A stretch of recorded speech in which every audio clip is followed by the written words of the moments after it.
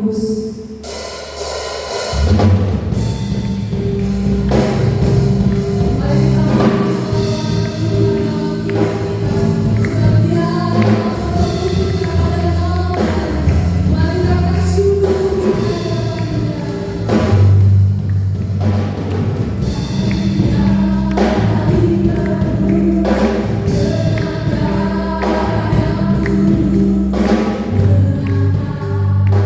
Yeah.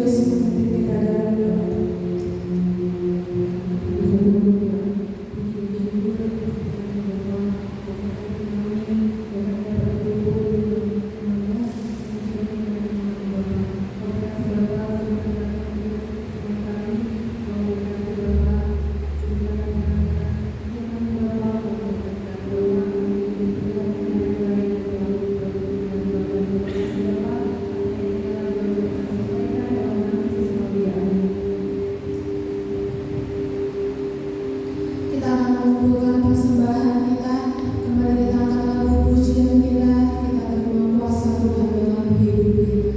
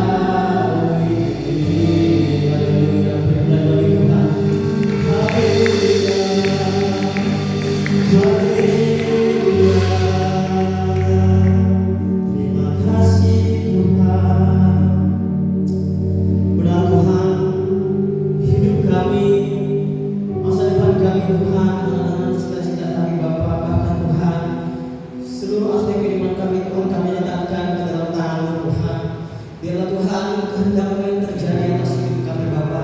Biarlah Tuhan kedaulatan-Mu yang terjadi atas hidup kami Tuhan. Hidup kami bukannya kami lagi, tapi Engkau yang hidup dalam kami. Pada saat itu Tuhan kami mau melakukan firman-Mu, kami mau menyenangkan Engkau, kami mau Tuhan menjadi pelaku-pelaku firman-Mu, Tuhan menjadi berkat bagi orang-orang yang ada di sekitar kami Bapa. Terima kasih Bapa, terima kasih. Inilah hidup kami Tuhan, inilah Tuhan hati kami, pikiran kami, bahkan Tuhan segenap hidup kami Tuhan kami persembahkan hanya kepada-Mu Bapa. Kami sudah memuji-muji muliakan Engkau Tuhan, tiba saatnya kami akan mendengarkan firman-Mu Bapa. Berkati firman-Mu Tuhan sebentar akan ditabur, boleh tertanam, bertumbuh, berbuah, bahkan berbunga lebat Tuhan di dalam kehidupan kami hari-hari. Masing-masing pribadi Bapa. Terima kasih Tuhan, kami siap mendengar firman-Mu. Berkati hamba-Mu Tuhan yang menyampaikan firman-Mu malam hari ini Tuhan pakai yang luar biasa dengan kasih Tuhan dengan Roh Kudus Bapa. Kami siap mendengar firman Tuhan, sama-sama percaya kita katakan amin. Silakan dulu. Puji Tuhan. Haleluya. Saya menyapa kita yang sudah terkasih. Mungkin ada tadi yang datang terlambat ya, atau tadi di kanan kirinya belum ada orang, tiba-tiba ada orang ya. Oke. Puji Tuhan saudara. Haleluya. Bolehlah salam kiri kanan juga. Katakan selamat mendengarkan firman Tuhan. Tuhan Yesus memberkati. Ya. Sudah terkasih teman-teman, di minggu-minggu ini bahkan di bulan-bulan ini kita sering mendengarkan tema tentang kasih, tentang cinta. Saya rasa sudah satu kebetulan sudah terkasih ya, hampir di setiap bulannya kita mendengarkan tema besar ini, yaitu tentang kasih karunia. Tema yang diberikan kepada saya malam hari ini bisa ditampilkan? Ya, forgiven. Ada yang tahu artinya? Coba katakan apa? Pengampunan yang betul. Nah, namun judul yang saya ambil di sini yaitu diampuni untuk hidup baru. Terkadang sudah terkasih, kita sudah tahu bagaimana pengampunan yang Tuhan berikan kepada kita. Kita sudah banyak mendengar sekali bagaimana cinta kasih Tuhan, bagaimana pengorbanan Tuhan yang terjadi atas kehidupan kita. Tetapi apa langkah yang kita ambil setelah itu? Bagaimana ketika kita sudah mendapatkan pengampunan, ketika kita sudah lahir baru, ketika kita sudah dibaptis, ketika kita sudah hidup bersama-sama dengan Kristus? Apa langkah-langkah yang kita ambil? Apa tindakan yang kita ambil? Malam hari ini kita akan belajar dengan satu tema, yaitu forgiven, yang terambil dari 1 Yohanes pasal 1 ayat 9. Boleh sama-sama kita buka Alkitab kita.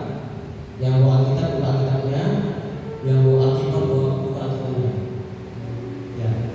Oke, sama-sama kita baca dengan suara yang keras dalam 1 Yohanes pasal yang pertama ayat yang ke-9 ya. Dalam hitungan yang ketiga, diberkatilah orang-orang yang mendengarkan bahkan melakukan firman Tuhan. 1, 2, 3. Jika kita mengaku dosa kita, maka Ia adalah setia dan adil, sehingga Ia akan mengampuni segala dosa kita dan menyucikan kita dari segala kejahatan. Katakan amin. Saya memulai dengan satu pertanyaan, saudara terkasih. Siapa di sini yang pernah berbuat salah? Coba katakan amin. Iya. Saya kita percaya kita semua pernah berbuat salah. Apakah itu kita memaki orang? Apakah kita itu mencaci orang? Kita pernah marah, pernah bohong, iri, dengki, dan segala sesuatunya. Bahkan firman Tuhan katakan setiap orang telah berbuat dosa. Ya, dosa ada dosa lahiriah, ada dosa perbuatan ya. Dosa lahiriah yaitu kita dilahirkan dengan keadaan yang berdosa karena bapak nenek moyang kita yaitu Adam dan Hawa itu telah jatuh Semua kita pernah melakukan dosa, semua kita pernah berbuat salah, pernah jatuh ke dalam dosa. Kita mungkin merasa aku tidak layak dalam perjalanan kita. Mungkin kita merasa aku telah gagal mempertahankan imanku. Nah, seringkali kita merasa setelah kita merasa berdosa, kita merasa malu. Tuhan, aku malu untuk datang kepadamu. Tuhan, aku gak layak datang ke hadapanmu. Tuhan, aku gak layak melayanimu. Tuhan, aku gak layak ada di tempatmu, di baikmu. Seringkali rasa-rasa seperti ini yang menghantui kita dalam terkasih. Tetapi malam hari ini kita mau belajar bagaimana sebenarnya orang-orang yang telah melakukan dosa atau orang-orang yang berbuat dosa, bagaimana sikapnya di hadapan Allah. Apakah memang benar dia tidak layak? Apakah benar dia tidak lagi diterima oleh Tuhan? Firman Tuhan tadi katakan semua orang telah berbuat dosa dan telah kehilangan kemuliaan Allah, dan upah dosa ialah maut. Malam hari ini tidak panjang saya ulang firman Tuhan karena berhubung kita juga ada latihan pujian setelah ini dan ada kegiatan-kegiatan yang lain. Nah, kita akan melihat saya mau bagi ke dalam 4 poin malam hari ini. Bagaimana apa yang dikatakan dalam ayat ini, ayat ke-9, bagaimana seseorang yang diampuni dan hidup baru dalam Tuhan.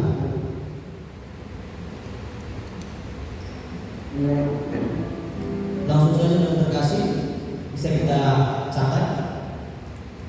Yang pertama, langkah awal yaitu saya catatkan di sini pengakuan. Sama-sama katakan pengakuan. Nah, pengakuan ya. Saya bacakan kembali ayat yang ke-9 tadi. 1 Yohanes 1 ayat 9. Jika kita mengaku dosa kita. Langkah pertama yang kita ambil untuk mendapatkan pengampunan dari Tuhan yaitu pengakuan. Kata mengaku di sini bukan sekedar berkata ya Tuhan aku berdosa, ya Tuhan aku berdosa, tetapi berarti datang kepada Tuhan dengan hati yang terbuka, tanpa topeng, tanpa alasan, tanpa pembenaran diri. Nah, seringkali kita datang kepada Tuhan, kita mengaku dosa kita. Tuhan, aku mengaku dosaku seperti ini, aku telah berbuat ini, telah berbuat itu. Tetapi di belakang kita, ataupun kita memiliki tidak sepenuhnya hati kita untuk mengaku kepada Tuhan. Nah, kadang kita merasa tidak perlu mengaku karena berpikir dosa kita tidak seberapa besar.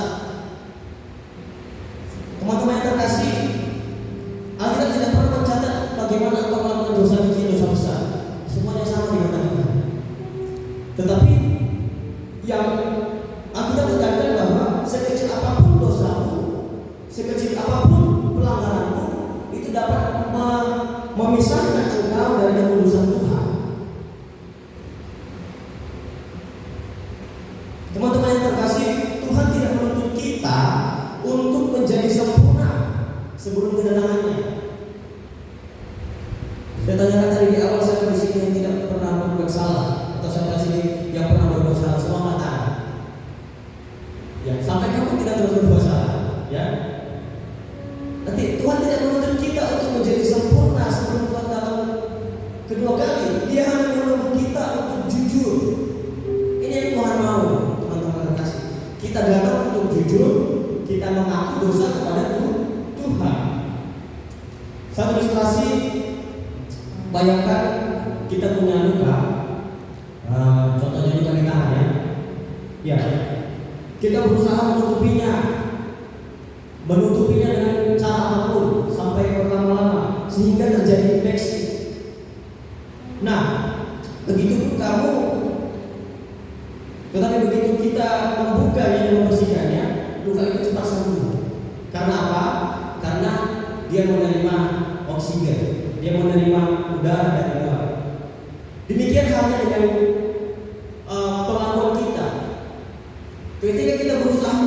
setiap dosa-dosa kita. Ketika kita berusaha menutupi setiap pelanggaran kita, yang ada apa? Yang ada hal yang terjadi, kita merasa gelisah, kita merasa takut, cemas, khawatir, tidak layak. Tetapi ketika kita mengaku kepada Tuhan, ketika kita jujur di hadapan Tuhan, maka apa? Akan terjadi pemulihan atas setiap kita. Amin. Akan terjadi, Tuhan akan menyembuhkan setiap luka-luka kita. Tuhan akan menebus setiap dosa-dosa kita. Namun tidak berhenti di situ saja, terkasih. Tadi poin yang pertama mengaku dosa, yang kedua saya tuliskan di sini, Allah setia dan adil. Tetap di ayat yang ke-9 tadi, maka Ia adalah setia dan adil. Ia di sini Allah. Maka Allah adalah setia dan adil. Nah, ini menjadi bagian yang luar biasa. Bagaimana dikatakan Allah setia? Artinya apa? Dia tidak pernah berubah. Dahulu, sekarang, sampai selama-lamanya Allah tidak pernah berubah. Bahkan dikatakan Dia adalah Allah yang adil. Dia tidak pernah mengampuni dengan sembarangan. Mungkin kita sering berpikir, saudara kasih, apakah Tuhan masih mau mengampuni aku setelah aku jatuh dalam dosa, jatuh lagi? Apakah masih ada pengampunan kepadaku? Terkadang seperti itu ya. Kita punya dosa yang satu, kita minta pengampunan dari Tuhan, kita jatuh lagi. Kita minta pengampunan, kita jatuh lagi. Jatuh ke dalam lubang yang sama, lagi dan lagi. Jawabannya apa? Ya, Tuhan masih mau mengampuni kita. Jangan berpikir kita aku sudah mempunyai dosa ini, dosa itu, dosa yang sama. Tuhan sudah mau kepadaku, tidak. Tapi Tuhan berkata, ya, aku mau mengampuni engkau. Karena pengampunan kita bukan berdasarkan seberapa baik kita, tetapi seberapa setia Allah itu. Mengerti yang saya sudah terkasih? Bagaimana tadi karakter Allah ada dua tadi ya? Yang pertama, Allah itu ada di depan, setia. Yang kedua, Allah itu adil. Dia setia kepada kita. Tetapi juga Allah adil. Dia tidak menghapuskan dosa kita begitu saja tanpa sadar. Nah, dosa kita sudah dibayar lunas di kayu salib, sudah kasih. Yesus menanggung hukuman yang seharusnya kita yang menanggung hukuman itu, tetapi Yesus yang telah mati untuk kita. Itulah sebabnya Tuhan bisa tetap adil dan tetap mengampuni kita, karena darah Yesus sudah membayar semuanya. Satu ilustrasi, bayangkan kita punya utang yang banyak, kita punya utang yang besar. Contohnya pinjol ya. Ada sini pernah pakai pinjol? Ada? Iya. Kalau ada, betul ya. Nah, bayangkan kita punya utang yang besar, yang sangat besar dan tidak bisa kita bayar. Karena saking besar utang ini tidak bisa lagi kita bayar. Tetapi ada tiba-tiba seseorang yang datang, yang mau melunasi utang ini, sehingga kita terbebas dari utang itu. Nah, sekarang kita bebas, kita bukan lagi orang yang dibelenggu, kita bukan lagi orang yang terikat, tetapi kita bebas karena ada seseorang yang sudah membayar utang itu. Begitulah Yesus. Dia sudah membayar utang dosa kita, saya dan saudara. Yang tadinya kita yang binasa, yang tadinya kita yang akan dihukum, tetapi bukan karena perbuatan kita, tetapi Tuhan sendirilah yang berinisiatif untuk melunasi utang-utang itu, melunasi kehidupan yang akan binasa itu. Kita tidak jadi binasa karena Tuhan sudah berkorban bagi kita. Amin. Kamu forgiven karena Dia telah menanggungnya di kayu salib. Kita diampuni, kita disucikan, kita dipulihkan karena Allah terlebih dahulu menanggung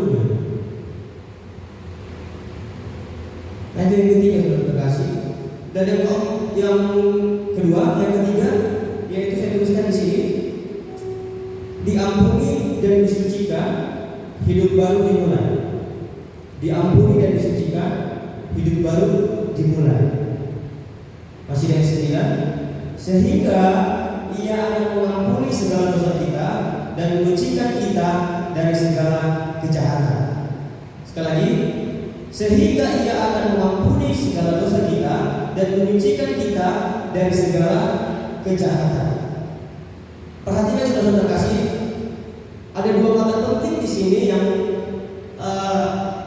Yohanes tuliskan pada saat itu, yaitu kata mengampuni dan menyucikan.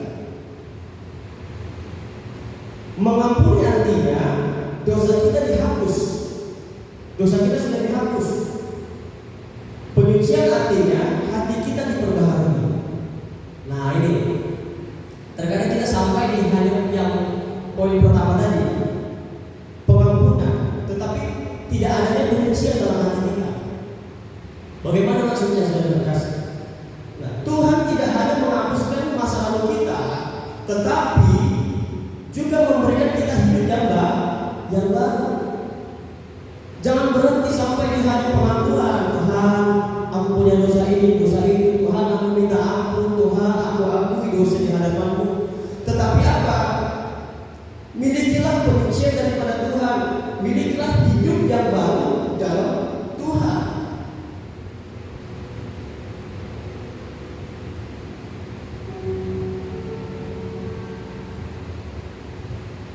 Saya katakan kepada teman-teman yang akan dibaptis, bagaimana sebenarnya baptisan ini adalah langkah awal dari pertobatan kita, dari kehidupan kekristenan kita.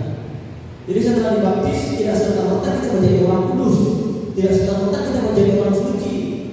Tidak, masih ada godaan, masih ada kedatian itu dalam hidup kita. Jadi lebih sulit hidup mengikuti daging daripada hidup di dalam roh. Artinya apa? Ketika kita sudah menyerahkan hidup kita untuk dibaptis, kita ditenggelamkan, kita ditenggelamkan bersama-sama dengan Yesus, dan kemudian kita dibangkitkan menjadi hidup yang baru. Kita memiliki kehidupan yang baru, bukan hidup kita lagi, tetapi Allah yang hidup dalam kita.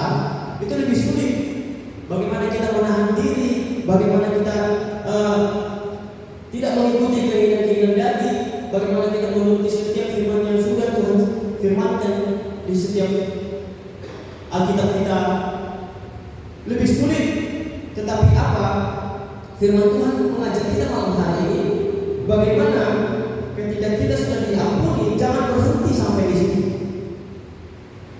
tetapi milikilah hidup yang baru bersama-sama dengan Tuhan.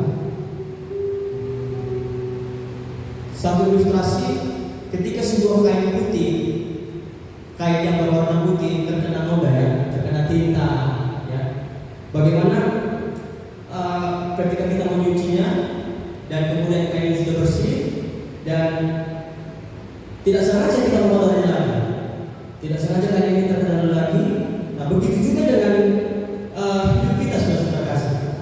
Setelah kita hidup dengan kehidupan yang baru, terkadang masih banyak godaan, masih banyak tantangan yang datang dalam kehidupan kita. Oleh sebab itu, jangan kembali ke kotoran yang sama, jangan kembali ke kehidupan yang lama. Firman Tuhan katakan, sesungguhnya yang lama biarkan berlalu, sesungguhnya yang baru sudah datang. Kita hidup bukan untuk membalas dosa dengan usaha, tetapi kita hidup untuk bersyukur lewat ketaatan.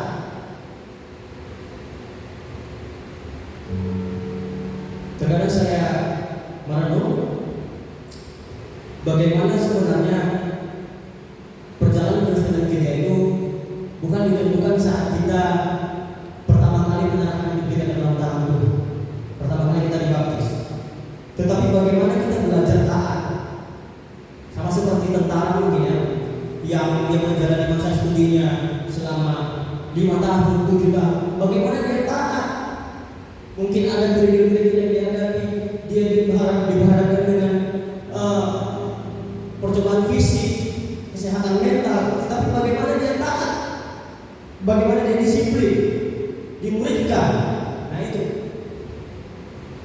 yang Tuhan mau dari kehidupan kita, yaitu bagaimana kita untuk taat, kita untuk setia, tidak keluar daripada firman yang sudah Tuhan perintahkan bagi kita. Nah kemudian yang terakhir, yang keempat, setelah kita memiliki hidup yang taat, kita diampuni dan disucikan, kita hidup baru. Yang keempat, hidup sebagai anak yang sudah diampuni. Nah, bagaimana respon kita sebagai orang yang sudah diampuni? Yang pertama, kita bersyukur. Yang kedua, bertobat dengan sungguh-sungguh, bukan sekedar menyesal tapi berubah arah.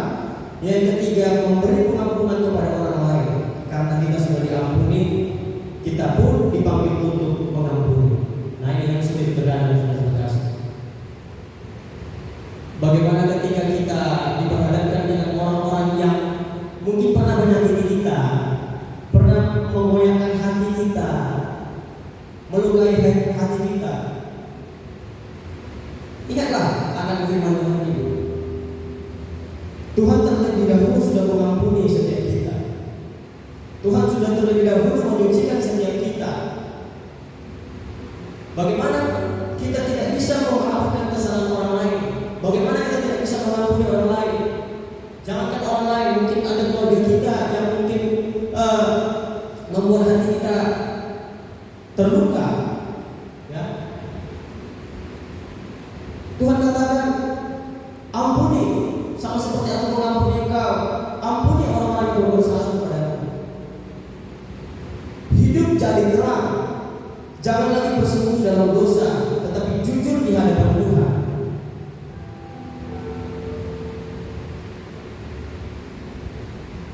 Yang Tuhan mau, saudara terkasih, di dalam masa-masa muda kita, di dalam kita mengiring dan melayani Tuhan, bagaimana hidup kita untuk menjadi terang, bagaimana hidup kita untuk menjadi berkat, menjadi panutan bagi orang-orang yang ada di sekitar kita. Mari kita koreksi, bagaimana kita sudah menjadi berkat tidak kepada orang-orang yang di sekitar kita. Nah ini teman-teman terkasih, yaitu ayat ini bukan hanya sebagai ayat hafalan atau tema center bagi kita malam hari ini, tetapi ini adalah janji hidup. Bagaimana kita mengaku dosa sehingga Allah yang setia dan adil itu sanggup untuk mengampuni segala dosa kita, menyucikan segala dosa kita. Salib bukan tanda kegagalan, tetapi bukti pengampunan itu nyata. Amin. Salib bukan tanda kegagalan, tetapi bukti bahwa pengampunan itu nyata. Saya sampaikan di ibadah tengah minggu, bagaimana ada orang-orang yang mempunyai dosa, mempunyai rasa bersalah, sehingga dia sulit untuk datang ke hadirat Tuhan. Dia sulit untuk datang beribadah, dia sulit untuk melayani Tuhan. Kalau nggak salah di Ibrani pasal yang ke-10, ya, Ibrani pasal 10 ayat yang ke-19, coba kita baca. Ibrani pasal 10 ayat 19 sampai 21. Sudah ketemu, amin? Ya. Saya rindu kita membaca bersama-sama dalam Bilangan yang ketiga. 1, 2, 3. Jadi saudara-saudara, oleh darah Yesus kita sekarang penuh keberanian dapat masuk dalam tempat kudus, karena Ia telah membuka jalan yang baru dan yang hidup bagi kita melalui tabir, yaitu diri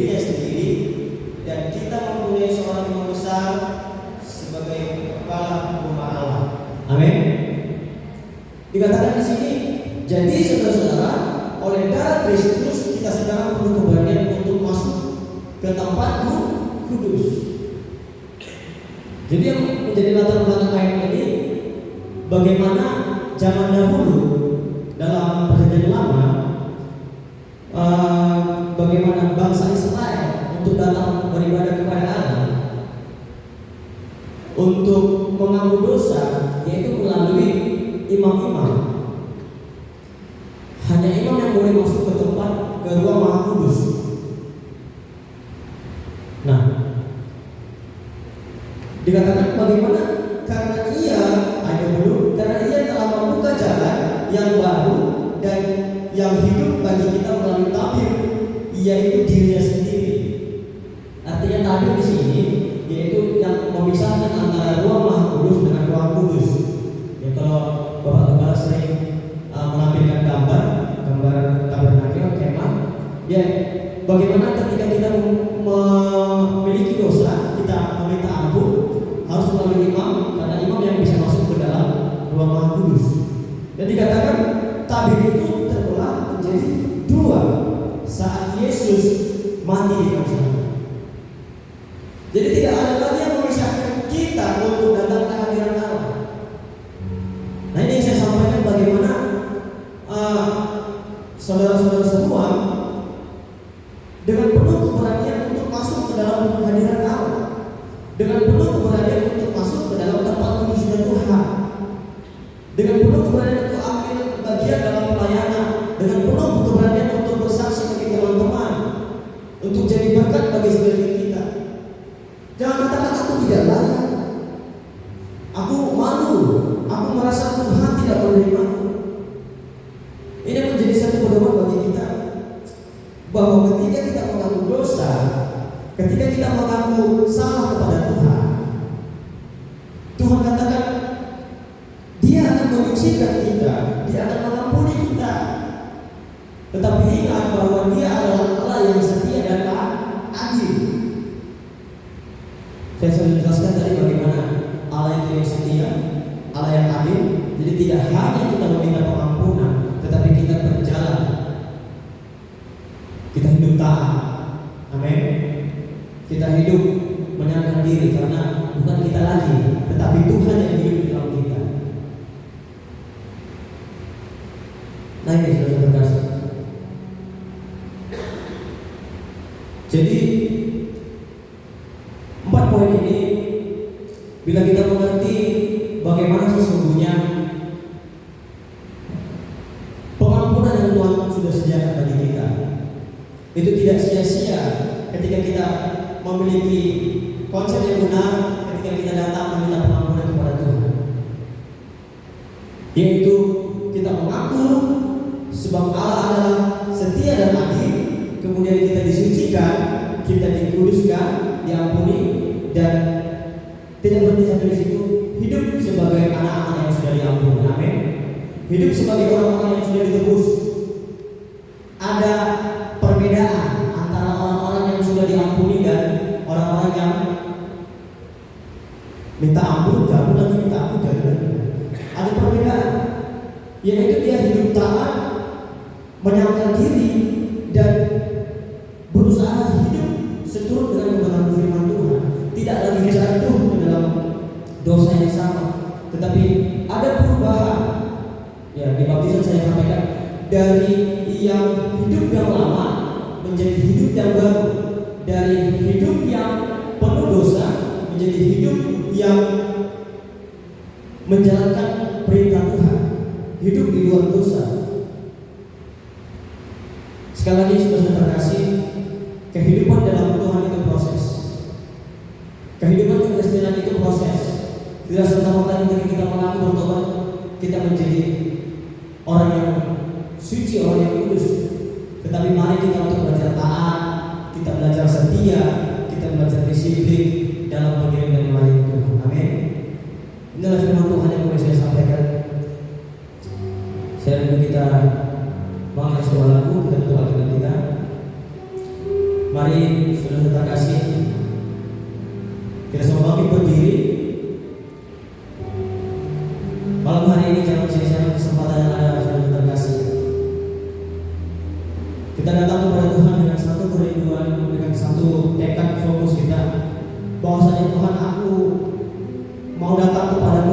yang sungguh. Aku mengaku karena aku tahu Engkau adalah Allah yang adil, Allah yang setia.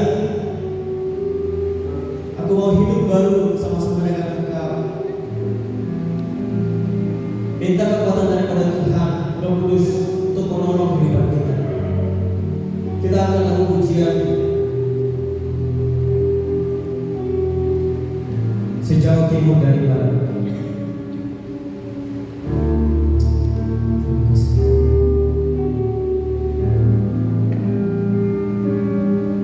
Sejauh timur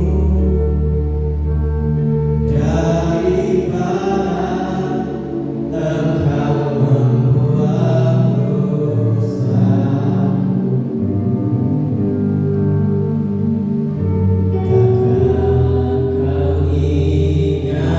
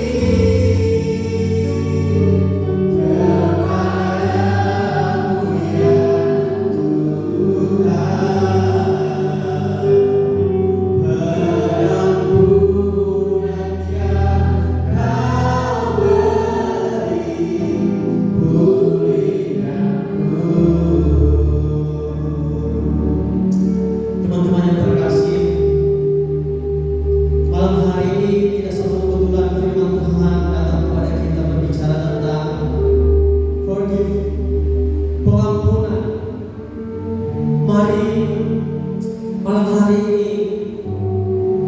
Engkau yang datang malam hari ini, minta ampun kepada Tuhan, akui setiap dosamu kepada Tuhan. Ini adalah momen yang tepat bagaimana Engkau mengaku datang dengan rendah hati ke tangan Tuhan. Biarlah malam hari ini jadikan momen yang spesial, bagaimana ketika kita datang mengaku dengan Tuhan, sebesar apapun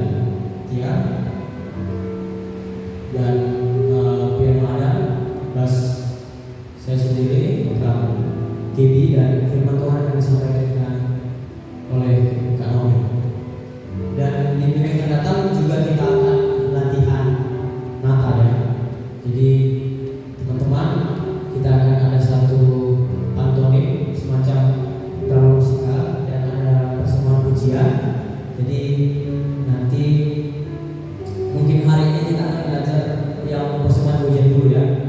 Jadi sudah ada dibagikan di grup BPH, nantinya akan dibagikan di grup kita Jilo. Dan minggu depan kita akan latihan Natal sampai sepanjang bulan 11 ini ya. Nanti di Desember, di beberapa Desember atau minggu 5 kita akan tampilkan perawatan kita dan persembahan pujian kita. Ya, untuk yang piket hari ini dan besok yang perempuan, yang wanita ya. Jadi nanti setelah ibadah, setelah selesai ibadah kita jangan pulang dulu.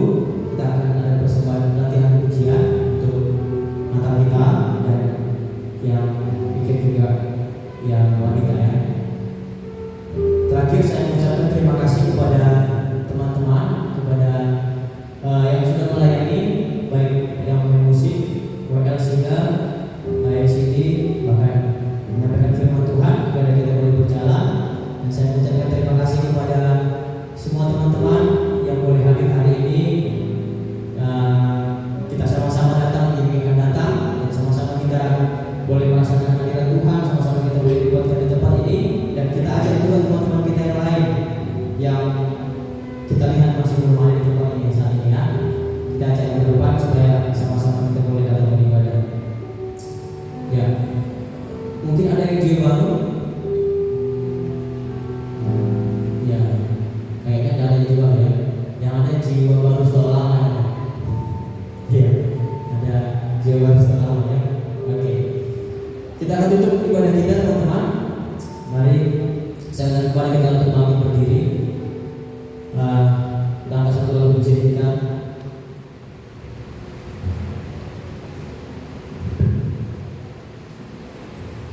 Kau Allah yang besar, Bapa yang mulia.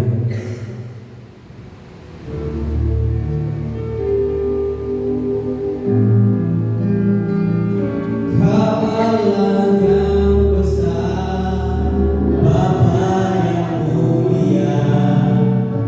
Kau Yesus yang selalu membuatku terpesona.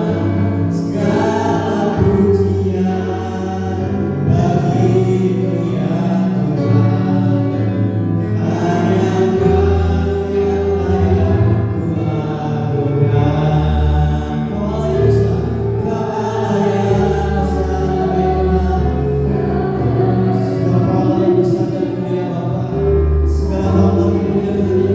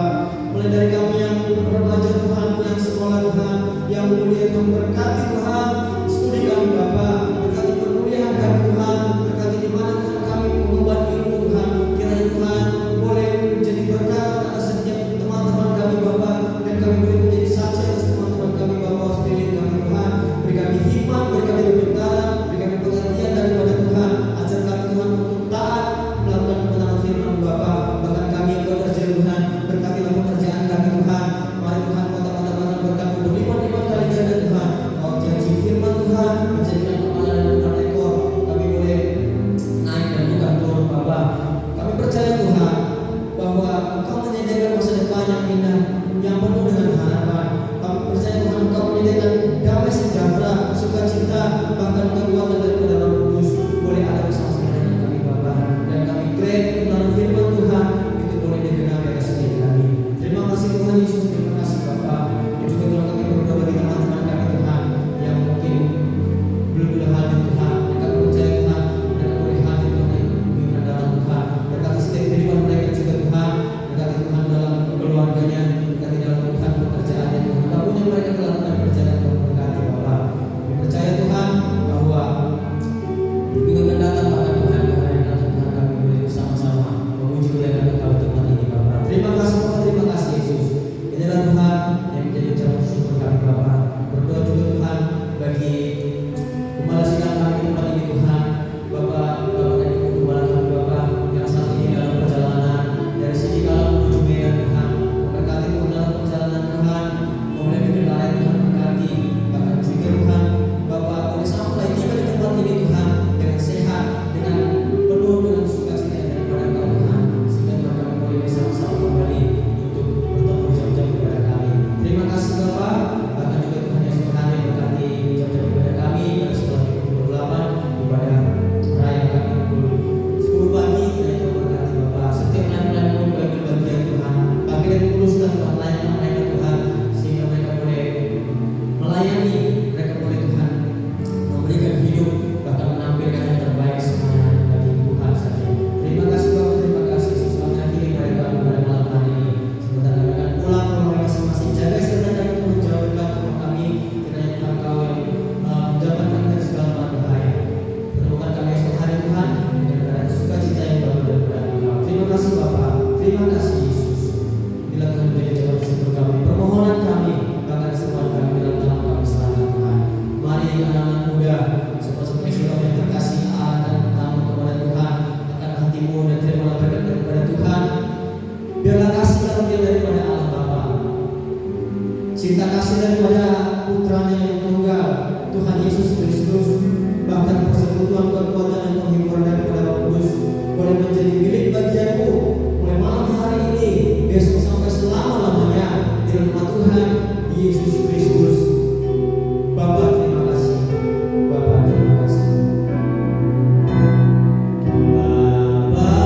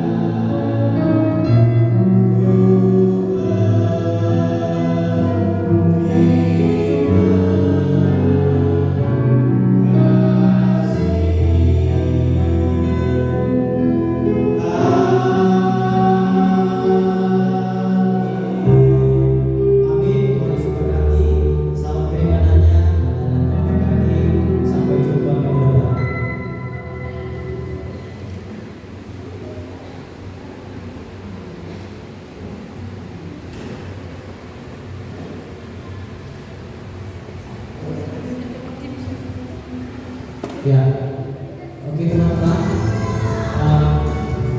jangan pulang dulu karena kita mau latihan sebentar ya.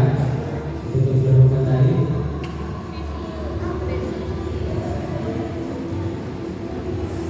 Mungkin BPH boleh bagikan namanya, YouTube-nya sama lirik lagunya.